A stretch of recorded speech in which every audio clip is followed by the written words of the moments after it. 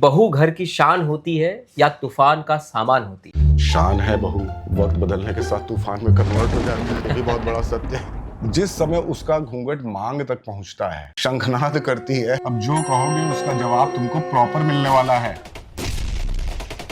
सास ने बोला, बहू एक कप चाय ले आना जरा। उसने कहा, माँ जी आप बैठी हो, आप ही ले लो ना, मैं सुबह से काम कर रही हूँ, समझ लीजिए बिगुल बज चुका है। उसने यहाँ पर उसका घूंघट उतर के पूरा यहाँ पर एक फेट बन गई। अब समझ लीजिए कि वो रण क्षेत्र में निकल आई है। अब वो हर चीज का जवाब देगी, ईंट का जवाब पत्थर से देगी। आपका घर कुरुक्षेत्र बनने में ज्यादा टाइम नहीं लगने वाला है। पति माँ का फेवर लेता है तो पत्नी कहती है कि मम्माज बॉय, पत्नी का फेवर लिया तो जोरू का गुलाम हो गया। पत्नी का फोन है, हाँ आते वक्त तुम धनिया लेके चले आना। मतलब अब घर आना जल्दी पड़ेगा वरना कलेश होगा। तो भट्ट साहब ऐसे तो फिर आदमी एक झुंझुना बन के रह गया है। मतलब वाइफ का जो सीधा कंट्रोल होता है उसके मायके से सीधा होता है। शादी वो लड्डू है जो खाता है वो भी पछताता है, जो नहीं खाता वो भी पछताता है। जिंदगी कभी गुलजार तो कभी बेजार कर देती है। वो अपनी पे आ जाए तो झाड़ू को भी तलवार कर देती है। यूं ही नहीं त्रस्त है उससे जहां भर के सास ससुर, दिल अगर खुश हो उसका तो उदासी को भी त्योहार कर देती है। नमस्कार दोस्तों, स्वागत है आपका इस धमाकेदार एपिसोड में, जहां हम बात करेंगे घर के उस रिश्ते के बारे में जो कभी घर की शान होती है तो कभी घर वालों की जान ले लेती है। जी हाँ, मैं बात कर रहा हूं घर की बहू की। और इस मुद्दे पे हमारे साथ बात करने के लिए मौजूद हैं मिस्टर अजय भट्ट, जो कि जाने माने विचारक और लेखक हैं। भट्ट साहब बहुत बहुत स्वागत है आपका। बहुत बहुत धन्यवाद। एक विचारक और लेखक होने के नाते आपने जिंदगी को बहुत ही करीब से देखा है, जीवन के हर रंग को करीब से जाना है। तो आज हम रिश्तों की बात करेंगे। एक ऐसा रिश्ता जो घर में नया आता है लेकिन घर के पूरे माहौल को भी बदल सकता है। आज का हमारा जो टॉपिक है कि बहू घर की शान होती है या तूफान का सामान होती है, इस पर आपके क्या विचार हैं? सर टॉपिक तो बहुत बढ़िया है, टॉपिक ही अपने आप में बहुत कुछ कह रहा है। शान है बहू, वक्त बदलने के साथ तूफान में कन्वर्ट हो जाती है। ये भी बहुत बड़ा सत्य है। तो एक परंपरा चलती है और सदियों से परंपरा चलती चली आई है कि शान से शुरू होती है प्रोसेस और तूफान पे जाके तबाही पे खत्म हो जाती है। तबाही से मेरा मतलब है कि तबाही जो होती है वो घर को टूटना। जी भट्ट साहब, हम टूटने पे आएंगे, पहले जुड़ने से शुरुआत करते हैं। जी, हमारा कहना है कि जब बहू आती है घर में कैसा माहौल होता है? सर माहौल तो बहुत बढ़िया होता है। सब इसी उससे आज बहू को घर में लाया जाता है। तो निश्चित रूप से जब हम बहू लेने जाएंगे तो ऐसे ही लाएंगे ना कि हमारे परिवार का हिस्सा बने, हमारा जो परिवार है, सुखी संसार है, उसको बना के रखे, उसमें खुशियां लाए, इसलिए लाते हैं ना। पर वो खुशियां कब, जो शान है, जो हल्की मध्यम मध्यम हवा, जो मीठी हवा है, कब तूफान में बदलती है, ये एक जिंदगी की एक प्रोसेस के साथ पता ही नहीं लग पाता। अब आपने शादी करके बहुएं तो ले आए, तो वो तो एक आई, सपने लेकर आई, अपने घर से जो संस्कार हैं वो लेके आई, बिल्कुल नए माहौल में आई। अब वहाँ पर उसको जो सास का, ससुर का, घर का डिसिप्लिन होता है, वो डिसिप्लिन कहीं कहीं बताएं क्या है, बोझा लगने लगता है। पर वो उसमें एडजस्ट करने की कोशिश करती है। अब जो माँ है, माँ तो ये सोचती है कि मेरा परिवार, मेरा घर, मेरा बच्चा, मेरी बहू, तो वो सोचती है उसमें वहाँ पे कहीं ना कहीं उसको अहंकार नजर आता है। जी। और जब घर के अंदर वो प्रवेश करती है तो वो जो अहंकार और आत्मसम्मान की लड़ाई हो जाती है, एक मतलब कि एक गैप जो पैदा होता है, ये कारण बनता है और धीरे धीरे ग्रेजुअल प्रोसेस होती है। वो मतलब एक विग्रह का या जहर का उसका कारण बनना शुरू हो जाता है। तो भट्ट साहब, जैसा हमने अभी सुना कि जो सास का अहम आता है कि मेरा घर, मेरा बेटा, मेरा परिवार, तो जहाँ मैं की बात आती है वहाँ अहम की बात आ जाती है। इस वजह से और बहू का आत्मसम्मान जो लेकर आई है वो, इसमें जो टकराव होता है, इस कारण से परिवार में ऊंच नीच होते हैं। लेकिन मेरा कहना यह है कि जब सासू अपने बेटी के बारे में सोचे, अगर बेटी किसी के घर में ब्याही है तो सास दिन भर उससे हालचाल लेती है, फ़ोन करती है, वहाँ क्या चल रहा है। लेकिन बहू के घर से फ़ोन आ जाए, मायके से फ़ोन आ जाए, तो उसको इस बात के लिए ताने देती है कि दिन भर अपने मायके वालों से बात करती है। ये समीकरण का बदलाव कैसे? देखिए अंकित जी, इसके कारण हमारा व्यक्तित्व कहीं ना कहीं है। जब हमारी बेटी एज ए बहू हमको शिकायत करती है कि माँ मेरे साथ घर में इस तरीके से डिसिप्लिन सिखाया जाता है, हमारे पर मैं टॉर्चर हो रही हूँ, जबकि उसको है नहीं, टॉर्चर वो महसूस कर रही है, वो मिक्सअप नहीं हो पा रही या कुछ मिसअंडरस्टैंडिंग हो गई है, पर वो क्या करती है, माँ एक तरफा सुनती है। वो उसने सुना मेरी बेटी बोल रही है, इसका मतलब है कि वो गड़बड़ है। और वो गड़बड़ क्यों है? क्योंकि आप उनके बारे में ना नहीं जानने की जानते। कोशिश किया है, ना उस व्यक्तित्व के बारे में जानते हैं, और ना ही आपने ब्याह दिया, बस हो गया ठीक है, जितना बता दिया आपकी बेटी ने, जितना बताया वही आपने सच है। उतना ही सत्य समझ लिया, और जो बेटी ने कहा उतने पे ही विश्वास कर लिया। यहां से रिश्तों में कड़वाहट की, टूटने की नींव पड़ती है। पर मेरा सवाल ये है कि जब सास एक बहू घर लाती है तो अपने हिसाब से बेस्ट चॉइस लेकर आती है। उसमें कई लड़कियों को रिजेक्ट करने के बाद एक को चुना होता है, तो वो बेस्ट चॉइस जो घर आती है, वो घर आने के बाद बेस्ट से कैसे परिवर्तन हो के वो खतरनाक बन गई सास के लिए, घर के लिए। घर में उसने पहला कदम रखा, अपने संस्कारों को लेके आ गई, वो अपने परिवार के संस्कार, पर वो जब अंदर घर के अंदर प्रवेश करती है तो वो लोगों को समझना शुरू करती धीरे धीरे, सबके कमजोर पॉइंट, सबके अच्छे पॉइंट। तो उसका जब वो पूरी प्रोसेस समझ जाती, पूरे सब लोगों के माहौल पूरा समझ लिया उसने, सब लोगों के नेचर समझ लीजिए, समझ लीजिए यहाँ पे था उसका घूंघट। जिस समय उसका घूंघट मांग तक पहुंचता है, समझ लीजिए कि वो सब लोगों को समझ चुकी है, Observe पूरी करती है, तरीके सब से देख पूरा चुकी है। सारे रिश्ते समझ चुकी है, कौन कैसा है क्या नहीं है।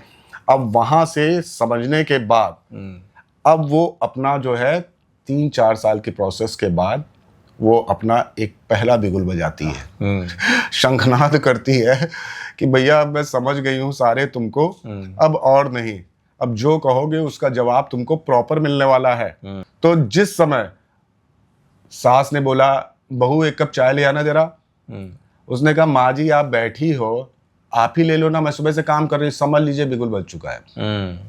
और एक जब समझ लीजिए कि उसने यहाँ पर उसका घूंघट उतर के पूरा यहाँ पर एक फेंट बन गई घूंघट की, अब समझ लीजिए कि वो रण क्षेत्र में निकल आई है। अब वो हर चीज का जवाब देगी, ईंट का जवाब पत्थर से देगी। आपका घर कुरुक्षेत्र बनने में ज्यादा टाइम नहीं लगने वाला है जी। इस परिस्थिति में एक किरदार है परिवार का जिसे हर कोई नेग्लेक्ट कर देता है, जिसे पति कहते हैं। वो बेटा भी है, पति भी है, वो माँ की सुने या बहू की सुने, ये सबसे बड़ा कॉन्फ्लिक्ट हो जाता है। एक तरफ बेटा है जी, और एक तरफ पति है।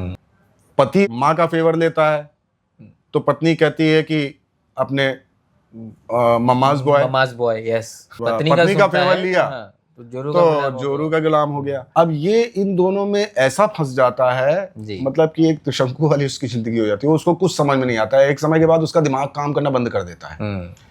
वो डिसीजन भी घर के डिसीजन होते हैं जो इम्पोर्टेंट, मतलब जो इन लोगों के घरेलू और महिलाओं के जो घर के होते हैं, उसमें वो डिसीजन में भी कोई पार्ट नहीं कर पाता है। शादी हो इसके पहले पति बोलता है कि मैं ऐसे रखूंगा, उसकी हिम्मत नहीं होगी, आवाज नहीं निकलेगी, और शादी के बाद हम देखते हैं पर पत्नी सर के आप सामने उसकी उसी आवाज चीज नहीं को अगर आप निकलती। 5 साल के बाद देखोगे जी।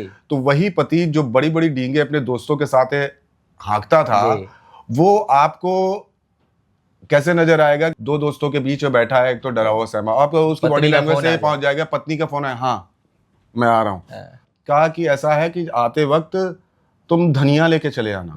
अब जैसे ही मेरे दिमाग में आता है, जैसे ही उन्होंने उनका सुना, तो मैं समझ गया कि उसने फेंका, जंजीर फेंका और मैं जा रहा हूँ। और फिर वो धनिया नाम का जंजीर जो है वो हमको घसीट के हमारे घर में पहुंचा देता है। वो घर से बाहर घूमने गया है, अचानक से फोन आया धनिया लेते आना है, मतलब अब घर आना जल्दी पड़ेगा वरना कलेश होगा। तो ऐसी स्थिति में हस्बैंड कैसे जिएगा?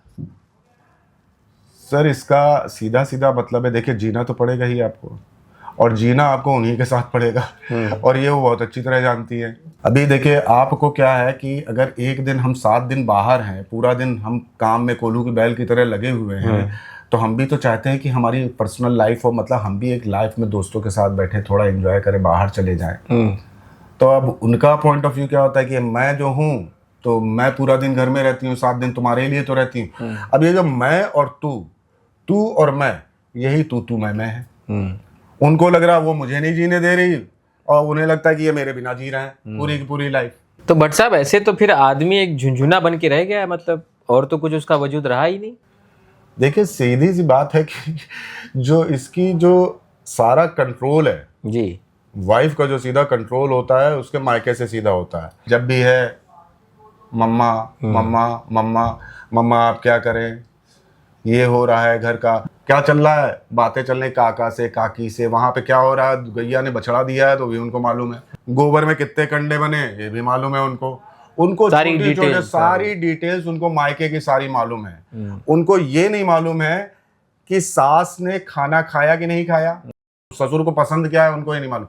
पर मेरे पिताजी ने आज पानी, पिताजी गर्म पीते हैं कि ठंडा पीते हैं, उनको ये सब मालूम है पूरा का पूरा। तो ये जो उनका डाइवर्ट होता है ना उनकी तरफ से, जो उनका दिमाग हटता ही नहीं है, वो यहाँ पर पूरा का पूरा जो है यहाँ पर रिश्तों को खटास करने का या इग्नोरेंस जो आता है वो सारा का सारा कारण यही है। अगला सवाल मेरा ये है कि बीते 10-15 सालों को अगर हम देखें तो इस तरह की घटनाएं बहुत ज़्यादा होती हैं जहाँ परिवार टूट जाता है, यहाँ तक कि लोग फ्रस्ट्रेशन में सुसाइड भी कर लेते हैं। अभी हमने अतुल सुभाष का केस देखा, पुनीत खुराना का केस देखा। तो आपको क्या लगता है ऐसी परिस्थितियों के लिए जिम्मेदार कौन है? पारिवारिक रिश्तों का जो नेग्लिजेंस है वो है, या कानून व्यवस्था जिम्मेदार है, या कानून में जो बदलाव है वो कहीं ना कहीं इन चीज़ों को बढ़ावा दे रहे हैं? शुरुआत में दहेज के पीछे कितनी सारे केसेस होते थे, महिलाओं के लिए इतनी छूट दे दी कि महिलाएं अगर एक भी फोन कर दिया तुरंत का तुरंत सारा परिवार अंदर। महिलाओं ने उसका पूरा यूज किया। पहले पुरुषों ने भी तो किया ना, महिलाओं को जलाया, तो मतलब मारा, आप बताएं क्या, वायलेंस अगर मतलब हुआ। कि हमने किया है, अगर हमारे ऊपर एक्सप्लॉइट हुआ, अगर घर की बहू आई तो क्या 100% थे? नहीं, मैं तो वही कह रहा हूँ कि ना, पहले जिनके लिए हुआ, अब सरकार ने कानून बनाया तो उसका उन्होंने मिसयूज किया। टाइम लगता है। आप कोई भी नियम बनाओ, कानून बनाओ, सोच समझ के बनाओ, उसको छूटने का भी मौका दो। अभी 50% आदमी बेरोजगार घूम रहा है, 3 महीने वो बैठ गया, 4 महीने बैठ गया, 5 गया, टाइटनेस आएगी। वो घर से लेके आएंगे, तुम्हारा काम है करना किसी भी तरीके से है, तुम कहीं से भी लेके आओ, चाहे करके, घर की नीड्स थोड़ी कम होगी।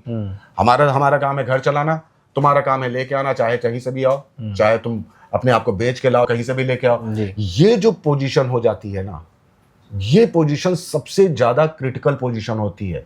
ये जो विध्वंसक चीजें हुई हैं, दहेज प्रथा, जलाना पलाना, ये सब जितनी भी चीजें होती हैं, सारे के सारे कारण वही हैं। तो भट्ट साहब, जैसे स्थिति हमने आपसे बातचीत करके जानी, पर समस्या यही है कि हजारों सालों से विवाह होते आए हैं, बहू आई है घर में, पति पत्नी के रिश्ते चलते आए हैं, शादी करना तो छोड़ नहीं सकता आदमी। शादी वो लड्डू है, जो खाता है वो भी पछताता है, जो नहीं खाता वो भी पछताता है।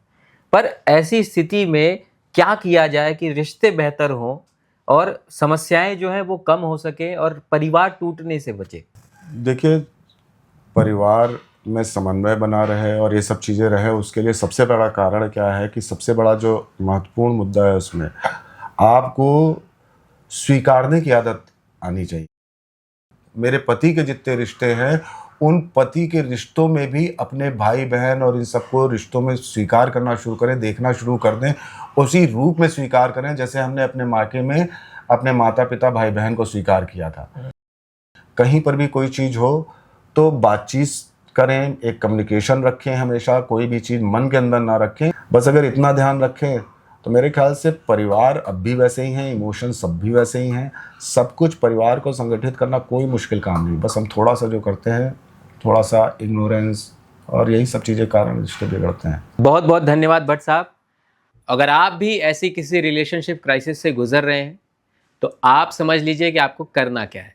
आपको अपने ऊपर ध्यान देना है। अपने पार्टनर की गलतियां निकालने से अच्छा है आप अपनी कमियों को देखें, खुद की गलतियों को एक्सेप्ट करें, तो रिश्तों को बेहतर बनाया जा सकता है। तो चलिए, उम्मीद करते हैं आपका रिश्ता अच्छा हो, आपके घर में झगड़े ना हो और आपकी बहू आपकी लाइफ में धनिया ना बो दे।